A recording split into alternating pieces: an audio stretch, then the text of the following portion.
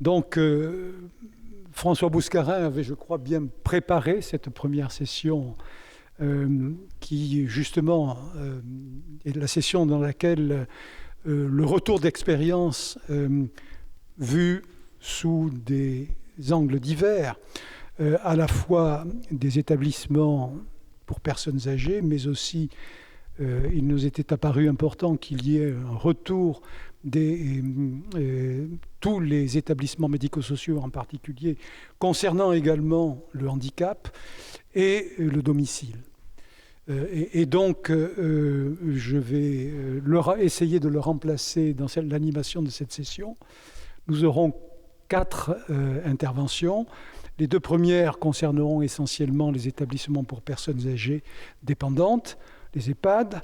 La 3e sera consacrée aux établissements médico-sociaux et la 4e au domicile. Et donc, je vous propose qu'il y ait les 4 interventions successives et ensuite que nous avons réservé un temps qui sera suffisamment important, j'espère, pour pouvoir débattre et avoir effectivement une interaction avec vous pour discuter de tous ces sujets. Donc je vais commencer par appeler Madame de Cotigny qui va nous parler de son retour d'expérience dans les établissements. Bonjour à tous. Alors d'abord, je vais me présenter. Je suis Florence de Cotigny et j'interviens ici à la demande de Monsieur Clanet, que je remercie, pour vous faire part du retour d'expérience qui a été mené. Donc, je m'occupe en tant que directeur médical et qualité d'une association, d'un groupe associatif qui gère une vingtaine d'établissements, essentiellement dans le 31, des établissements qui accueillent des personnes âgées dépendantes. Et ça a été évidemment une période assez difficile. Et ce que je vais vous présenter, il faut absolument se remettre dans le contexte de l'époque.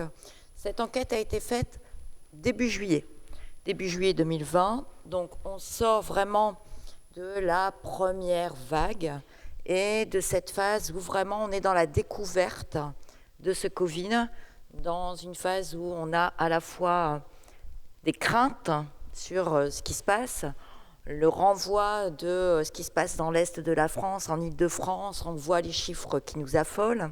Et c'est sûr que notre priorité première, c'est celle de mettre en sécurité nos résidents. Donc, à la sortie de cette phase-là, on s'est dit qu'il fallait absolument qu'on fasse un retour d'expérience qui était dirigé à la fois vers nos résidents, vers leurs familles et vers nos collaborateurs de terrain. Alors, j'essaye.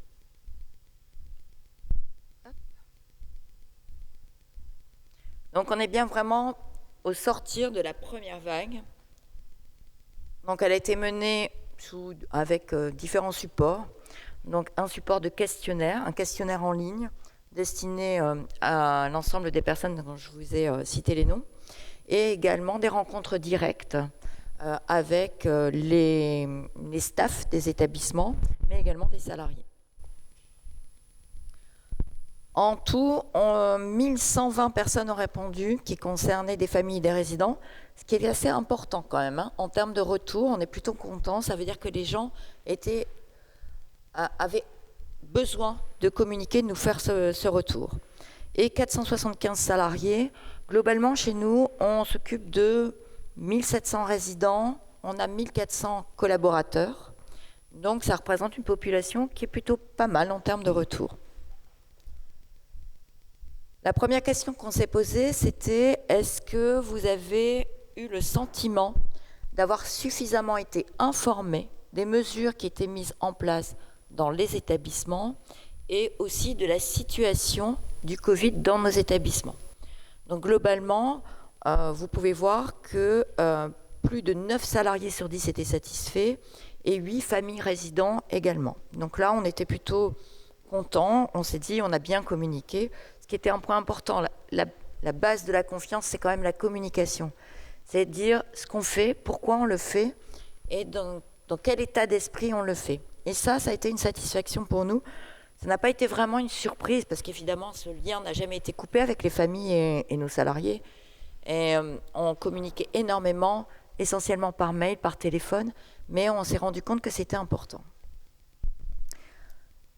Une question importante qui était celle qui nous réunit un peu ici, c'était celle du maintien du lien familial. Donc évidemment, les établissements ont été fermés pendant cette époque-là, et la grosse difficulté, nos grosses craintes qui étaient partagées évidemment avec les familles, c'était le sentiment d'isolement des résidents et la souffrance des familles qui ne pouvaient plus voir physiquement leurs proches. Mais comme partout, on a été, on a mis en place des visios, on a multiplié les tablettes. Voilà, tous les jours, on essayait d'avoir ce lien avec les familles, le téléphone, nos psychologues, nos animatrices, et tout le monde s'y est mis. Donc, on avait des points visio qu'on essayait de faire tous les jours avec qui le souhaitait. Donc, le maintien du lien familial, globalement, 3 personnes sur 5, familles et résidents, ont considéré qu'ils ont pu rentrer en contact avec leurs proches aussi souvent qu'ils le souhaitaient. Malgré tout, un tiers disait pouvoir seulement rentrer en contact avec leurs proches de façon ponctuelle. Ça a été quand même une bonne surprise aussi, je dois dire. On avait des craintes que les résidents, qui ont en moyenne 87 ans, qui ne sont pas forcément hyper à l'aise avec les nouveaux moyens technologiques, en particulier les tablettes, on s'est dit, mon Dieu, comment on va faire ? Et finalement, là aussi, on s'était trompé. Les résidents ont été assez rapidement à l'aise. Bien entendu, ils ont été accompagnés dans l'utilisation des tablettes pour faire des visios. Et à la fin, ils faisaient des visios entre eux pour prendre des nouvelles lorsqu'on était très sectorisé. Donc, les gens ne pouvaient pas sortir de leur secteur dans un but de, si le virus rentre, il ne doit pas se propager partout.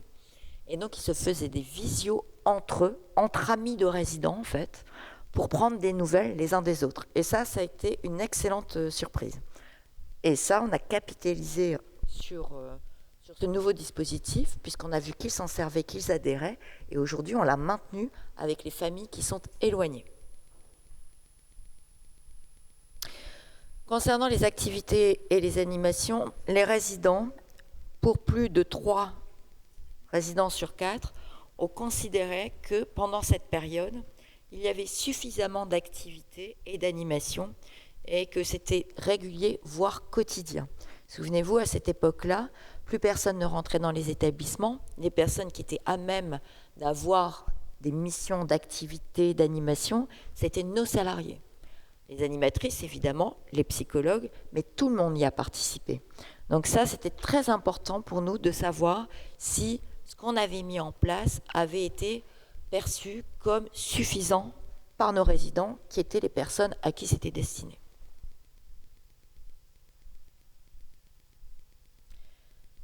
Bon, là, ça va peut-être moins vous intéresser, c'était la question portée sur est-ce que nous avions bien pris en compte la situation des Denis et bien partagé cette situation auprès des familles. Globalement, sur les mesures prises, les familles et les résidents les ont considérées comme étant efficaces. Ils ont considéré à 60% que la mobilisation et l'engagement des équipes avaient été tout à fait satisfaisants. Est-ce que nous avions suffisamment anticipé sur ce qui se passait? Positif à 50%. Et là où on était moins bon, c'était la réponse rapide à des questions qu'ils nous posaient, de l'ordre de 25% de satisfaction seulement. Le ressenti final des familles à la question « Que diriez-vous finalement de la manière dont vos proches ont vécu cette période de crise ?»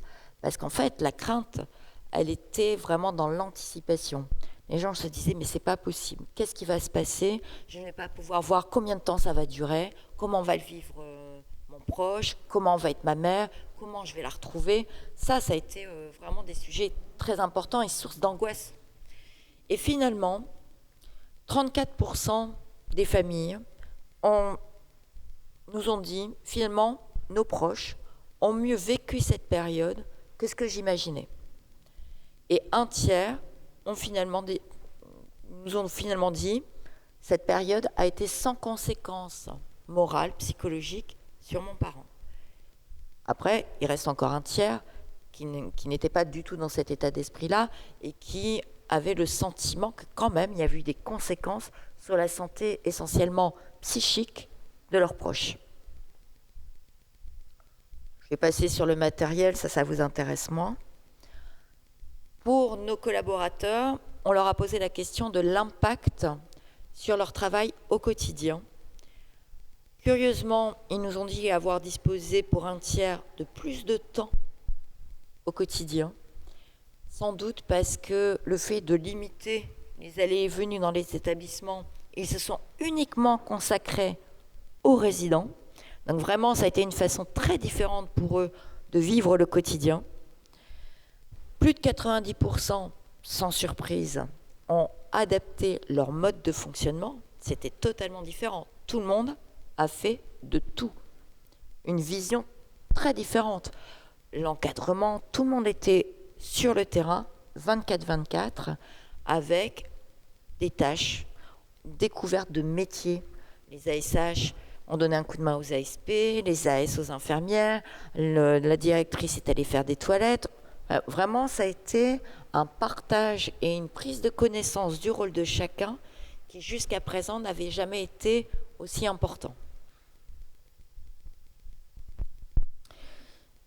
Les conséquences de la période vues par les collaborateurs, 10% ont considéré avoir développé des relations différentes avec le service du siège. On peut vous expliquer, 20 établissements, un siège, comme dans toutes les sociétés, entreprises, associations, peu importe, il y a toujours ce sentiment d'éloignement du siège par rapport au terrain, de non-connaissance. Là, on a vu quand même que ça s'était amélioré.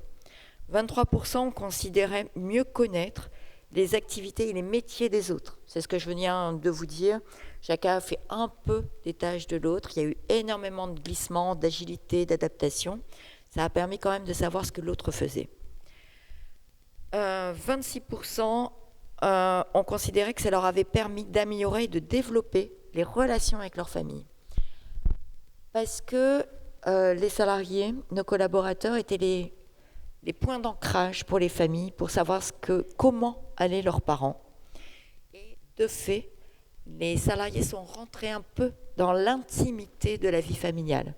Le petit nouveau dans la famille, des deuils, voilà, des choses très intimes qu'ils n'avaient pas partagées jusqu'à présent et dont ils se faisaient le relais et qui accompagnaient la personne âgée.